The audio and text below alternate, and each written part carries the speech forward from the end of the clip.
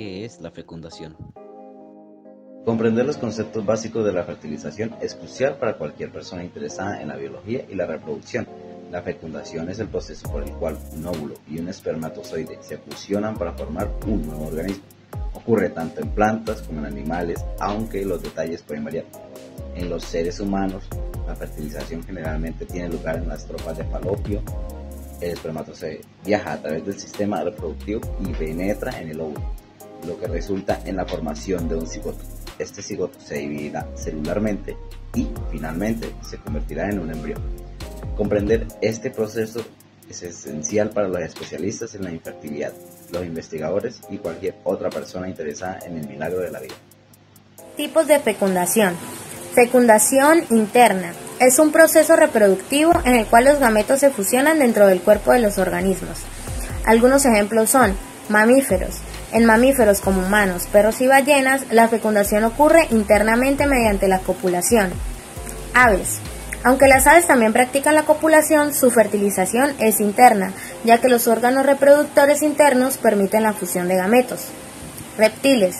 En reptiles como cocodrilos y serpientes, la fecundación también es interna y los huevos se desarrollan dentro del cuerpo antes de ser puestos.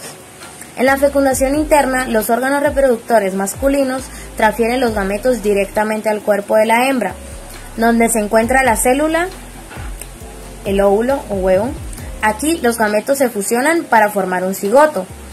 Fecundación externa. La fecundación externa es un método reproductivo en el cual la fusión de gametos ocurre fuera del cuerpo de los organismos, generalmente en el medio acuático. Algunos ejemplos son peces. La mayoría de los peces practican la fecundación externa, liberando grandes cantidades de gametos en el agua durante la desova. Algunos ejemplos son anfibios, ranas y sapos también realizan la fecundación externa y los renacuajos resultantes se desarrollan en el agua. Invertebrados, acuáticos. Organismos como corales y esponjas practican la fecundación externa liberando gametos en el agua para la fertilización. En este proceso, los gametos se liberan en el entorno acuático. La fertilización ocurre cuando los gametos masculinos y femeninos se encuentran y fusionan fuera del organismo. Posteriormente, el cigoto se desarrolla en un ambiente externo. Diferencias claves. El ambiente en la fecundación interna ocurre dentro del cuerpo y en la fecundación externa ocurre fuera del cuerpo, generalmente en el agua. Necesidades. En la fecundación interna requieren un encuentro directo de los órganos reproductores y en la fecundación externa requiere la liberación masiva de gametos. Algunos ejemplos ya mencionados en la fecundación interna son mamíferos, aves y reptiles, y en la fecundación externa peces, anfibios y muchos invertebrados acuáticos. Importancia ecológica. En la fecundación interna proporciona mayor protección para los embriones, aumentando las posibilidades de supervivencia inicial, y en la fecundación externa permite una mayor producción de descendencia, pero con menor supervivencia inicial, ya que los gametos y embriones están expuestos al ambiente. Gracias. Ahora vamos a hablar de las etapas de la fecundación natural. Aunque el proceso de unión entre óvulo y espermatozoide puede parecer muy sencillo, lo cierto es que deben darse varios mecanismos y cambios en ambos gametos para que pueda ocurrir la fecundación. A continuación te voy a explicar paso a paso las distintas etapas de la fecundación en el ser humano. Como primero está la etapa de la penetración de la corona radiana. El proceso de fecundación se inicia con la penetración de los espermatozoides a través de la capa de células que rodea al óvulo, la corona radiana. De los 200 o 300 millones de espermatozoides depositados a través de la vagina, solamente entre 300 y 500 llegan al punto de fecundación. Los espermatozoides consiguen atravesar esta capa gracias a la liberación de la enzima hialuronidasa y el movimiento de su flagelo. Una vez atraviesan esta capa, nos encontramos con la siguiente etapa. Los espermatozoides se encuentran con una segunda barrera, la zona pelúcida, la capa externa que rodea al óvulo. Se necesita más de un espermatozoide para lograr degradar la zona pelúcida, aunque finalmente solo uno de ellos podrá entrar en el óvulo. Para poder atravesar esta segunda barrera, la cabeza del espermatozoide establece contacto con el receptor ZP3. de la zona pelúcida del óvulo. Esto desencadena la reacción acrosómica, que consiste en la liberación de enzimas hidrolíticas denominadas espermiolicinas. Dichas enzimas disuelven la zona pelúcida para permitir el paso del espermatozoide. Asimismo, la reacción acromosómica provoca una serie de cambios en el espermatozoide que permiten su capacitación final para poder penetrar en el interior del óvulo fundiendo sus membranas. La tercera etapa consta de la fusión de membranas. Cuando el espermatozoide entra en contacto con la membrana plasmática del óvulo, se desencadenan 3 procesos distintos en el gameto femenino. Primero, la formación del cono de fecundación. Segundo, la despolarización instantánea de su membrana. Y tercero, la liberación de gránulos corticales al espacio perivitelino.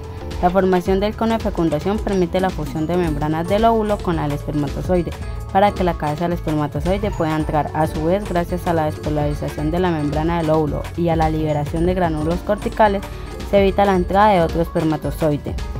Como cuarta y última etapa tenemos la función de núcleo y formación del cigoto. Con la entrada del espermatozoide, el óvulo se activa para terminar la meiosis, proceso que permite la reducción del número de cromosomas. Así se libera el segundo corpúsculo polar y los cromosomas se colocan formando una estructura denominada pronúcleo femenino. Los pronúcleos son los núcleos de los gametos, los cuales tienen la particularidad de disponer de la mitad de cromosomas con respecto al resto de células del cuerpo, esto es, 23 cromosomas. Por su parte, el espermatozoide avanza hasta que su cabeza, que contiene el núcleo del espermatozoide, queda junto al pronúcleo femenino. La cola se desprende para terminar degenerando y el núcleo se hincha para formar el pronúcleo masculino. Una vez ambos pronúcleos se encuentren uno junto al otro, ocurre la fusión de ambos. Esto supone que las membranas de ambos pronúcleos desaparezcan para que sus cromosomas puedan juntarse y que la célula restablezca su dotación cromosómica, es decir, 46 cromosomas en total. Todo este proceso de la fecundación culmina cuando la formación del cigoto humano, primera célula del organismo fruto de la unión del óvulo y el espermatozoide. Después de lo visto anteriormente en este video, te estarás preguntando qué ocurre después de la fecundación. Pues verás, se desencadenan una serie de eventos que conducen al desarrollo de un nuevo organismo, empezando con la formación del cigoto. Después de la fusión del espermatozoide y el óvulo, se forma una nueva célula llamada cigoto. El cigoto contiene la combinación completa de material genético de ambos padres. Segmentación. El cigoto comienza a dividirse por mitosis en un proceso llamado segmentación. Se forman varias células llamadas blastómeros. Estas divisiones sucesivas llevan a la formación de una estructura llamada mórula. Formación del blastocisto. La mórula continúa dividiéndose y eventualmente se convierte en un blastocisto. Este tiene 2 partes principales, el trofoblasto, que dará lugar a las estructuras de soporte como la placenta, y el embrioblasto, que dará lugar al embrión. Implantación. El blastocisto se traslada desde la trompa de falopio hacia el útero. En el útero se adhiere y se incrusta en la pared uterina en un proceso llamado implantación. Aquí, el trofoblasto se combina con los tejidos maternos para formar la placenta, que proporcionará nutrientes y soporte al embrión en desarrollo. Desarrollo embrionario. A medida que el embrión se desarrolla, las células se diferencian en diferentes tipos celulares y comienzan a formar los primeros tejidos y órganos. Este periodo se conoce como la etapa embrionaria. Formación de las capas germinales. Durante el desarrollo, las células embrionarias se organizan en 3 capas germinales: ectodermo, mesodermo y endodermo. Estas capas darán origen a diferentes sistemas de órganos y tejidos. Desarrollo de órganos y tejidos. A medida que el embrión continúa su desarrollo, los órganos y tejidos específicos comienzan a formarse a partir de las capas germinales. Este proceso es crucial para la formación de un organismo funcional.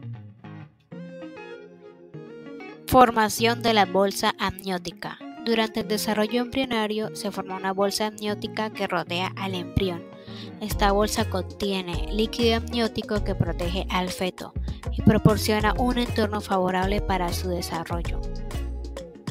Lo que comenzó como un grupo de células con forma redondeada pasó a ser un embrión alargado, para terminar llamándose feto.